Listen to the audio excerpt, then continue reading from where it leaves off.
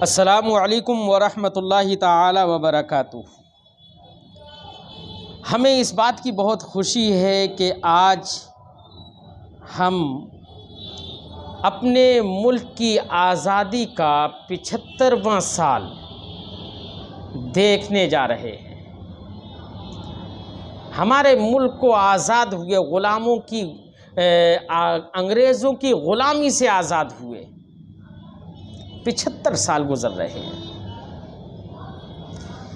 ہمیں اپنا وطن محبوب ہے اور ہر انسان کو ہوتا بھی ہے، اس میں کوئی دو رائے نہیں ہے، اس میں کوئی شک نہیں ہے۔ قرآن پاک کے طرز اور اسلوب سے بھی وطن سے محبت کرنا سمجھ میں آتا ہے۔ میں بھی آپ کو بتاؤں گا کہ قرآن پاک کے طرز سے، اسلوب سے، انبیاء علیہم السلام کے اقوال و افعال سے وطن سے محبت کا ثبوت کیسے ہوتا ہے۔ لیکن اس سے پہلے میں ایک بات ذکر کر دوں، ہمارے بہت سارے لوگ یہ بتاتے ہیں کہ وطن سے محبت کرنا یہ ایمان کا حصہ ہے، اور اس پر پیش کرتے ہیں حب الوطن من الایمان، وطن سے محبت کرنا ایمان کا حصہ ہے، اور کہتے ہیں کہ یہ حدیث ہے۔ نہیں بھائی، یہ حدیث نہیں ہے، لوگوں نے یہ گڑھ لیا، جیسے آج بیان کرنے والے بیان کر رہے ہیں نا، ایسے کچھ اس سے پہلے بھی گڑھنے والے گڑھ چکے ہیں۔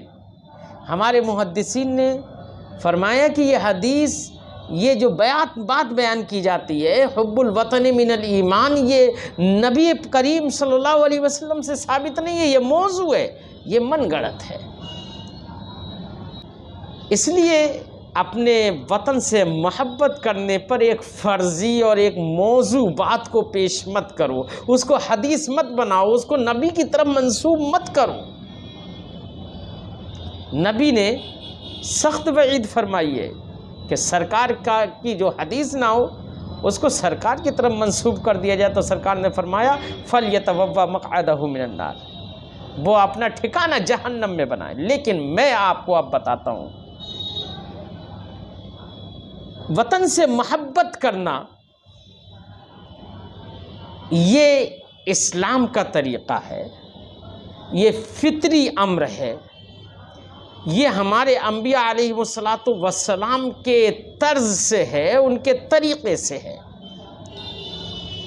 ہمارے نبی صلی اللہ علیہ وسلم جب مکہ مکرمہ سے ہجرت کر کے مدینہ منورہ تشریف لے جا رہے تھے تو نبی کو اپنے وطن کی یاد آئی، نبی کو مکہ مکرمہ کی یاد آئی، اور میرے نبی صلی اللہ علیہ وسلم نے مکہ مکرمہ کو خطاب کرتے ہوئے ارشاد فرمایا، میرے نبی نے ارشاد فرمایا ما اطیبک من بلد وما احبک الی ولولا ان قومی اخرجونی منک ما سکنت غیرک۔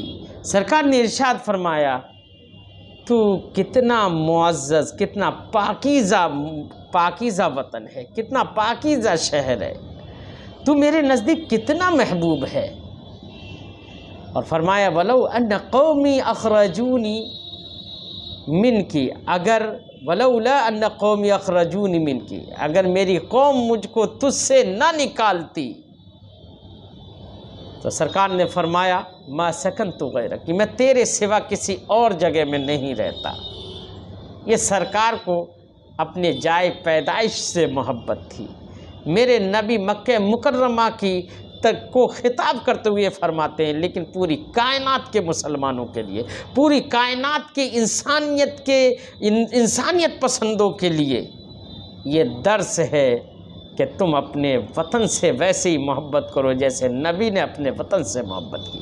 اور صرف یہ مکہ مکرمہ نہیں، نبی کریم صلی اللہ علیہ وسلم جب مدینہ طیبہ پہنچ گئے تو نبی کریم صلی اللہ علیہ وسلم نے مدینہ طیبہ پہنچنے کے بعد جب مدینہ طیبہ کو اپنا وطن بنایا، مدینہ طیبہ کو اپنا شہر بنایا، تو نبی نے مدینہ طیبہ کے لیے دعا فرمائی، میرے نبی نے ارشاد فرمایا اللہم حبب الینا المدینۃ کحبنا مکۃ او اشد۔ سرکار ارشاد فرماتے ہیں اللہ مدینہ منورہ کو ہمارا ایسا محبوب بنا دے، مدینہ منورہ کی محبت ہمارے دلوں میں ایسی ڈال دے جیسے کہ ہم نے مکہ مکرمہ سے محبت کی تھی، او اشد یا اس سے بھی زیادہ محبت ہمارے دلوں میں مدینہ منورہ کی ڈال دے۔ جب مدینہ منورہ کو اپنا وطن بنا لیا تو سرکار فرماتے اللہم حبب، اے اللہ محبت ڈال دے الینا، ہمارے اندر محبت ڈال دے،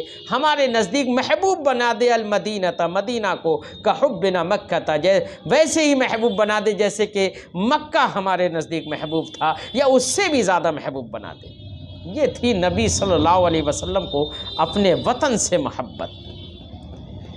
تو وطن سے محبت ہے، یہ درس ہے اس بات کا کہ مسلمانوں اور اے انسانوں تم اپنے وطن سے محبت کرو تو نبی کے طرز پر محبت کرو۔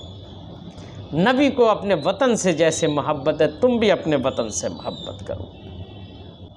ایسے ہی وطن سے محبت کرنا یہ صرف احساسات پر موقوف نہیں ہوتا ہے، صرف جذبات کا اظہار کر کے ہی وطن سے محبت کا اظہار نہیں کیا جاتا ہے، بلکہ وطن سے محبت یہ جھلکتی ہے انسان کے افعال سے بھی، یہ جھلکتی ہے اس کے اقوال سے بھی، اور سب سے زیادہ خوبصورت جھلک جو ہے وہ یہ ہے کہ آپ وطن کے امن و سکون اور اس کی سلامتی کے لیے دعا کریں۔ یہ بھی محبت وطن ہے، یہ بھی وطن سے محبت اور پیار ہے۔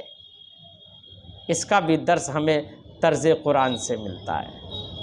قرآن پاک میں اللہ نے حضرت ابراہیم علیہ السلام کا واقعہ بیان فرمایا۔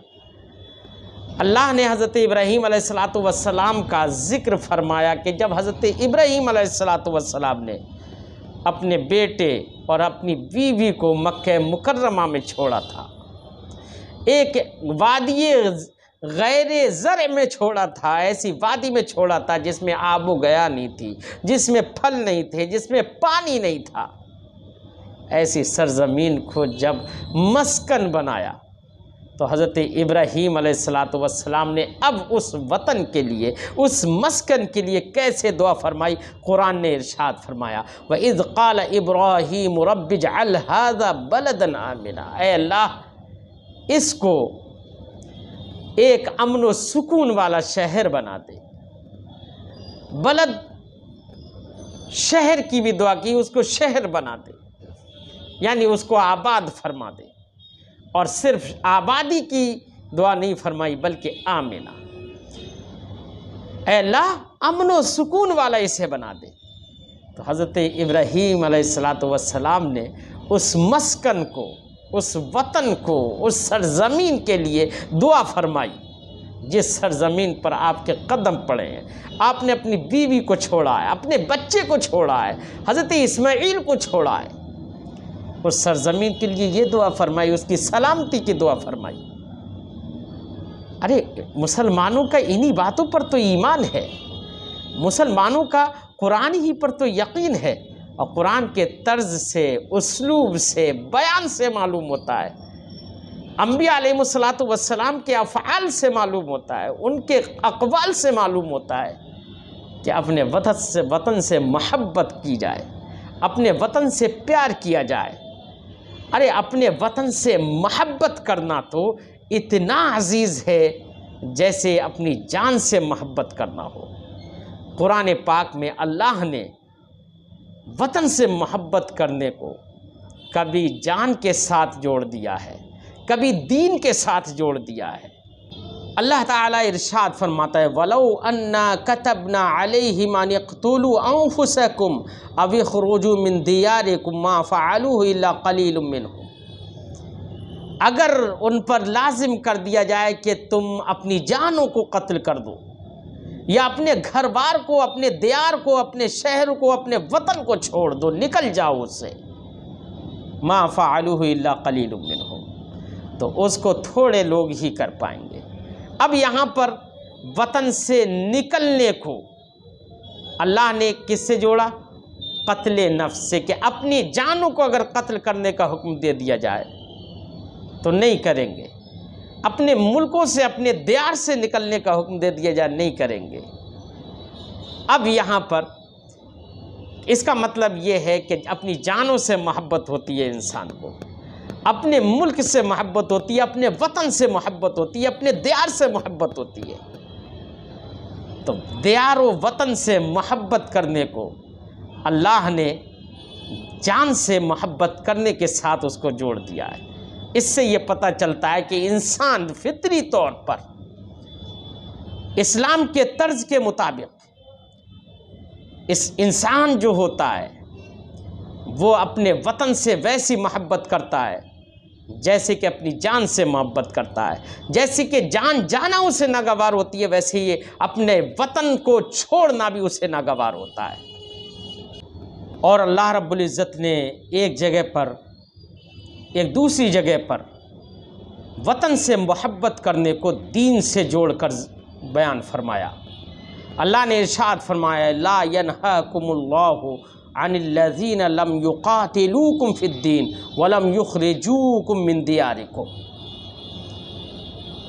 اللہ تم کو ان لوگوں سے نہیں روکتا ہے جنہوں نے دین کے معاملے میں تم سے قتال نہیں کیا، وَلَمْ يُخْرِجُوكُم مِّن دِيَارِكُمْ، اور تم کو تمہارے گھروں سے نہیں نکالا۔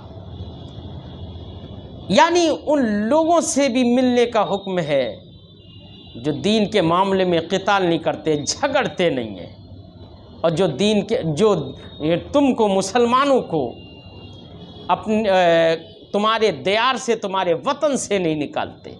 تو یہاں پر دین کے ساتھ دین کا بیان کرتے ہوئے، اس بات کا بیان کرتے ہوئے کہ دین کے سلسلے میں جو قتال کریں، جو قتال نہیں کرتے ان کے ساتھ بھی رہو، جو تم کو وطن سے نہ نکالیں۔ تو یہاں پر دین کے ساتھ اللہ رب العزت نے دیار کو جوڑ کر بیان فرمایا۔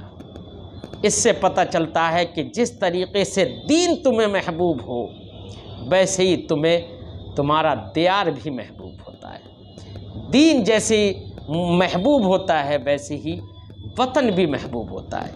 تو قرآن کے طرز بیان سے سمجھیے، قرآن کے اسلوب سے سمجھیے وطن سے محبت کرنا، حقائق سے سمجھیے وطن سے محبت کرنا، فرضی باتوں سے، گڑی ہوئی باتوں سے وطن سے محبت کرنا مت سیکھیے۔